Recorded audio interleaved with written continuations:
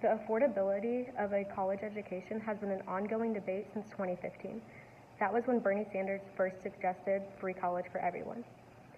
Though it may seem easy to make college affordable for everyone, it is very complex, but it is also possible. Since employment in healthcare, computer work, and information technology are all the fastest growing sectors of the economy, and they also all require a secondary education, having affordable college is necessary. When discussing affordable college education, the biggest thing that is discussed is free college. This can be very misleading. When talking about free college, the discussion is almost always about free college tuition. Tuition free means that funding will only cover college tuition, and students with financial need will still need to borrow money to cover other costs that are associated with college, such as books and the cost of living. Creating affordable college has many benefits. For starters, many countries already offer free tuition, and they have been very successful. This means that the U.S. would be able to look at these countries and learn from their mistakes, as well as put itself on the map with all the other countries who have started this process, such as Sweden, France, Germany, Great Britain, Australia, and so many more. If other countries isn't enough information for you, then over half of the states in the U.S. have also created their own form of free education for community colleges, and they have also been very successful. Because of their success, this proves that implementing free college everywhere would create a huge private and public economic benefit that would outweigh all of the bad. In states that created free education promise programs, diversity majorly increased.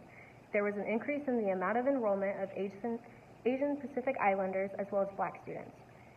Enrollment overall was increased by 23% in colleges that have promise programs and free education.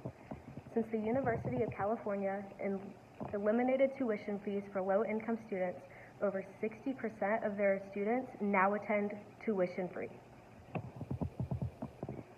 Equality and college enrollment are not the only categories that are benefiting from free education.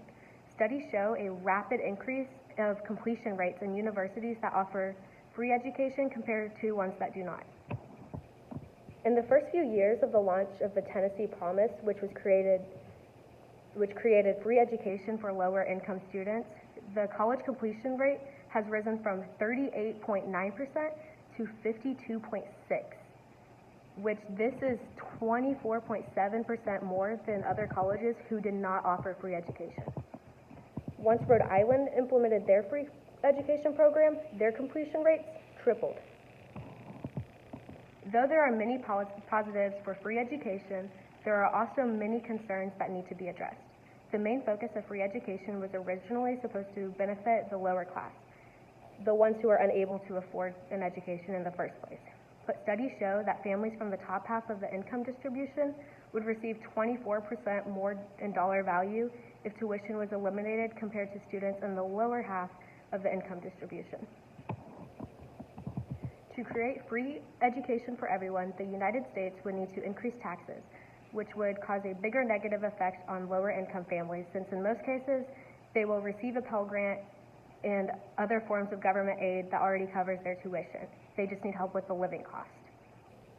This means they would pay more in taxes This would mean that they would pay more in taxes for something that they are already getting, since these bills only help with tuition and not room and board. Though there is hard evidence in favor of free tuition, as well as some evidence against it, and there are many countries who have eliminated college tuition and are successful, this is not the best option for the United States. I do support the idea of an affordable college education, which does not necessarily mean free tuition for everyone. I believe the best alternative would be to triple the Pell Grant. The Pell Grant provides around $30 billion in federal assistance to low-income and moderate-income students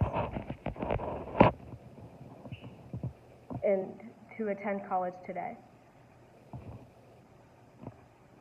It originally covered 80% of their college, but today it now only covers 1/3, not even. If the United States were to triple the funding for the Pell Grant, it would benefit the lower income students as well as be a cheaper budgeting option. Tripling the Pell Grant would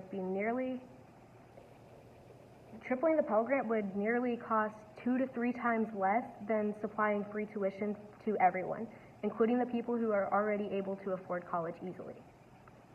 In conclusion, creating affordable college in the United States does not have to be for everyone, including the upper class, but it could be directed to all of the lower income class to provide them the same opportunities as the people who are able to afford their own education. The best option would be to triple the Pell Grant as well as decrease the requirements for the Pell Grant so that more people would qualify for funding. Affordable college is necessary. Even though it may not be easy to develop, it is unquestionably worth it.